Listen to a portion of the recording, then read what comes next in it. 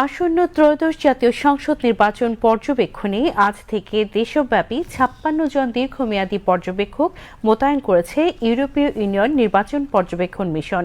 প্রথম পর্যায়ে সারা দেশে এই পর্যবেক্ষক দল নির্বাচনী প্রক্রিয়ার মাঠ পর্যায়ের পর্যবেক্ষণ ও সামগ্রিক মূল্যায়ন প্রক্রিয়ায় অংশ নেবেন। মিশন সম্পর্কে বিস্তারিত জানাচ্ছেন সহকর্মী গোলাম মোর্তজা, ক্যামেরায় ছিলেন মেহেদী আরফিন। আসন্ন ত্রয়োদশ জাতীয় সংসদ নির্বাচনকে সামনে রেখে দেশব্যাপী মাঠ পর্যায়ের কার্যক্রম শুরু করেছে ইউরোপীয় ইউনিয়ন নির্বাচন পর্যবেক্ষণ মিশন। বাংলাদেশ সরকারের আমন্ত্রণে নিযুক্ত এই মিশনের ৫৬ জন দীর্ঘমেয়াদী পর্যবেক্ষক দেশের ৬৪টি প্রশাসনিক জেলায় মোতায়েন করা হয়েছে। দীর্ঘমেয়াদী পর্যবেক্ষকরা আঞ্চলিক পর্যায়ে নির্বাচনের গুরুত্বপূর্ণ দিকগুলো নিবিড়ভাবে পর্যবেক্ষণ করবেন এবং ঢাকা ভিত্তিক মূল দলের বিশ্লেষণ কার্যক্রমে সহায়তা করবেন।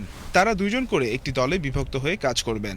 When we speak about the mission, so what are the principles what we are observing? Each of us.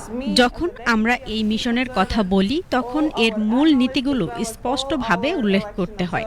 আমি একজন উপপ্রধান পর্যবেক্ষক হিসেবে আমাদের সব বিশ্লেষক এবং মাঠ পর্যায়ে নিয়োজিত সব নির্বাচন পর্যবেক্ষকের পক্ষ থেকে বলতে পারি, এই মিশনের ভিত্তি হলো নিরপেক্ষতা, স্বাধীনতা এবং কোনো ধরনের হস্তক্ষেপ না করা।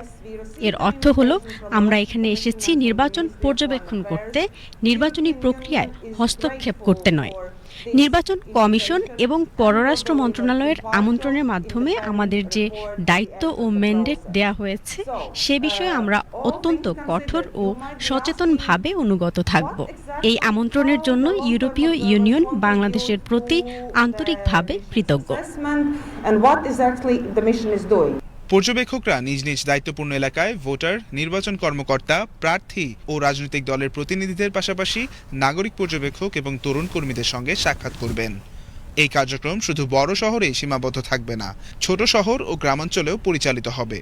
ইউরোপীয় ইউনিয়ন নির্বাচন পর্যবেক্ষণ মিশনের নেতৃত্ব দিচ্ছেন ইউরোপীয় পার্লামেন্টের সদস্য ও প্রধান পর্যবেক্ষক ইভার সিজাবস। নির্বাচনের দিন ঘনিয়ে আসার সঙ্গে সঙ্গে মিশনকে আরও জোরদার করতে যুক্ত হবেন ৯০ জন স্বল্পমেয়াদী পর্যবেক্ষক। পূর্ণাঙ্গ অবস্থায় ইউরোপীয় ইউনিয়নের সদস্য রাষ্ট্রসমূহের পাশাপাশি কানাডা, নরওয়ে ও সুইজারল্যান্ড মিলিয়ে এই মিশনে মোট প্রায় ২০০ জন পর্যবেক্ষক কাজ করবেন। গোলাম মোর্তুজা, বিটিভি নিউজ, ঢাকা।